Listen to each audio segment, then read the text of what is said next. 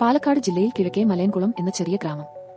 ഇവിടെ ആചാര്യൻ നായർ എന്ന ഒരാളുടെ കുടുംബം തുടർച്ചയായി 5 തലമുറയായി പ്രാചീന ഗ്രന്ഥശാല പണിപുരസ്കൃതമാക്കിയത് സുപ്രസിദ്ധമായിരുന്നതായിരുന്നു. വീടിന്റെ മധ്യഭാഗത്ത് ഒറ്റമുറിയിൽ 1000-ഓളം പാരമ്പര്യ പുസ്തകങ്ങളും ഛായാചിത്രങ്ങളും സൂക്ഷിച്ചിരുന്നത്. ആ ഗ്രന്ഥശാലയ്ക്ക് തീരുമാനമായ പുസ്തകം എന്ന പേരൊരുങ്ങിയത് ഇവിടെയുള്ള ഒരു പ്രത്യേകതയാൽ. അതായത് ആ ഗ്രന്ഥശാലയിൽ ഏറ്റവും പഴയ പുസ്തകം തത്വജ്ഞാൻ ദീപിക എന്നതിൽ എഴുതിയിരുന്നത് ഈ പുസ്തകം വായിക്കുന്നവന്റെ ഭാവി അവൻ മനസ്സിലാവും എന്ന വാക്യം.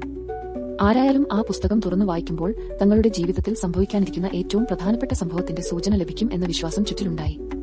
എന്നാൽ 75 വർഷമായി ഒരാളും ഈ പുസ്തകം തുറന്നില്ല. ഭാവിയെ അറിയാൻ എല്ലാവർക്കും ഭയമായിരുന്നു.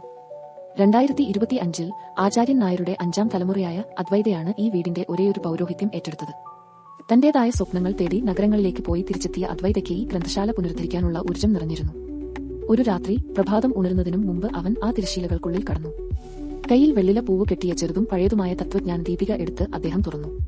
1-ാം പേജിൽ സ്വർണ്ണക്കുറിപ്പിൽ എഴുതിയിരുന്നത്: നീ 3-ാം നിറം കാണും, അതിനുശേഷം നീ തിരയുന്നത് നിനക്ക് ലഭിക്കും. അദ്വൈത ബോധരഹിതനായി ഒരു നിമിഷം നിന്നു. 3-ാം നിറം എന്നതിന്റെ അർത്ഥം അവന് അറിയില്ലായിരുന്നു.